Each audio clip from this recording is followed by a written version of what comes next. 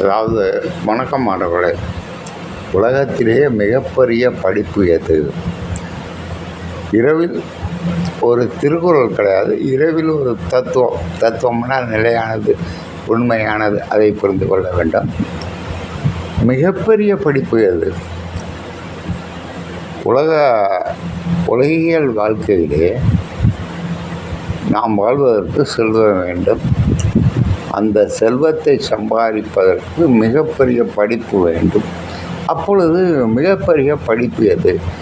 ஐஐடியா, எம்பிபிஎஸ்ஸா, ஐஏஎஸ்ஸா? நாம் வாழ்வதற்கு மிகப்பெரிய படிப்பு இருந்தால் தானே செல்வத்தோடு வாழ முடியும், துன்பம் இல்லாமல் வாழ முடியும். அப்பேற்பட்ட படிப்பு எது? நம்முடைய ஞானிகள் 2 வகையாக பிரித்தார்கள். உலகியல் வாழ்க்கையிலே வாழ்வதற்கான படிப்பு ஒன்று, இறை பற்றிய படிப்பு ஒன்று. இந்த இறை பற்றிய படிப்பு 100%. அதாவது நாம் எதற்காக பிறந்தோம், எதற்காக வாழ்கிறோம், துன்பப்படுகிறோம், இதெல்லாம் அறிந்து கொண்டு அதன்படி கல்வியை தெரிந்து கொள்வான் ஒரு வகை. மற்றொருவன் இந்த உலகியல் வாழ்க்கையிலே செல்வத்தை சம்பாதிப்பதற்காக அதன் கூடமாக இன்பமாக வாழ்வதற்கான படிப்பு.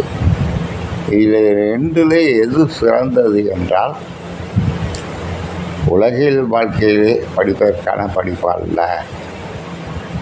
இறை பற்றிய படிப்பு தான் உண்மையான படிப்பு. இதை உடனே நான் சொல்கிறேன்னு நீங்கள் தப்பாக நினைக்கக்கூடாது. அதாவது சைவ சித்தாந்த ஞானிகள் கூறிய கருத்து இது. அவர்கள்லாம் இன்றைக்கும் பாருங்கள், மிகப்பெரிய படிப்பு படித்தவன் ஆனாலும் சரி, திருக்குறள், திருவாசகம் போன்ற நூல்கள், ராமாயணம், மகாபாரதம் போன்ற நூல்கள்லாம் படிச்சுக்கிட்டு இருப்பான். அதை பற்றி விளக்கம் சொல்லுவான். பெரிய டாக்டர், பெரிய இன்ஜினியரு, பெரிய வக்கீல் எல்லாருமே இதை பற்றி, தமிழை பற்றி, அதில் உள்ள பொருளை பற்றி மேடைகள்லாம் பேசிகிட்டு இருப்பான். ஏன் உனக்கு உலகியல் வாழ்க்கையில் நிறைய செல்வம் வந்துட்ட, ஏன் இதை பற்றி படிக்கிறானோ?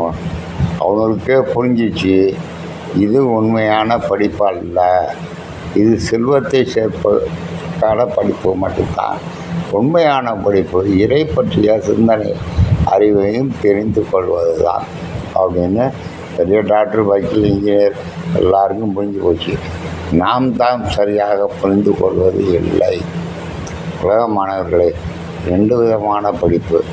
ஒன்று, உலகியல் வாழ்க்கையிலே வாழ்வதற்கு அறம்பொருள் இன்பம் வீடு, அதோடு வாழ்வதற்கான படிப்பு ஒன்று, இறை பற்றிய படிப்பு ஒன்று. இந்த 2 படிப்பிலே எது சிறந்தது என்பதை நீங்களே முடிவெடுத்து கொள்ளுங்கள். நாளை நல்ல வீடியோவில் பார்க்கலாம். நன்றி மாணவர்களே, நன்றி, வணக்கம்.